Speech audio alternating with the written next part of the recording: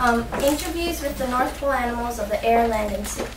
Every year, billions of pounds of CO2 are released into the atmosphere. This causes holes in the ozone, allowing more heat and radiation from the sun to reach Earth. What it means to us is melting popsicles and a little more sweat. But to many inhabitants of the North Pole, it means weeks without eating, swimming for days to reach land, and too often death. These are the animals of the North Pole, and here are their stories. Hello, what's your name and story?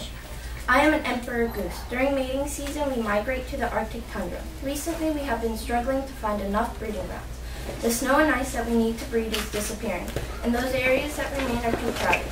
So we must keep flying greater distances in search of a place to land and mate. Last mating season, I was lucky enough to find a safe spot, but I had to watch my brother plummet to his death because of exhaustion. Sadly, this is a common occurrence today for the emperor geese. Hello, fish. What is your story? My school lived by the icebergs. Our population was rapidly decreasing because the fresh water from the ice was melting into our salt water. Many of my family died because their bodies can't tolerate fresh water. Because of the danger and death, the school moved to open waters away from the ice planet. While this helps our survival, it hurts many other animals that need a diet of fish to survive. Tell me, polar bear, how were you affected by the melting ice? One day I was hunting with my 4 cubs. We had to walk for miles to reach the shoreline in search of fish.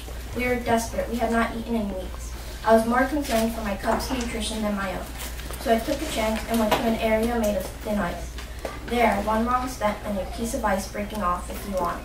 And that's what happened. The ice drifted and we were stranded, floating miles from the shore. My cubs were in a panic as I tried to calm them down. We had spent 3 desperate days on the block of ice and it was getting smaller.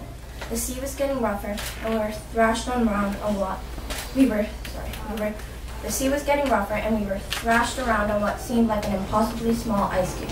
At this point, we held on frantically for our lives, because to try to find the right direction and to swim far enough would be most likely fatal. I see you're getting emotional. Yes, it was an awful experience. My smallest cub was the first to fall.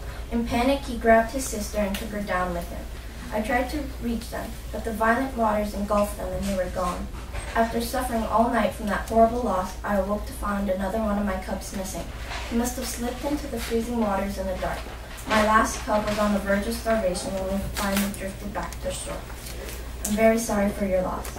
Yes, this story is almost too painful to share. My only hope is that we start taking better care of the environment to give my last cub and many other animals a chance to survive.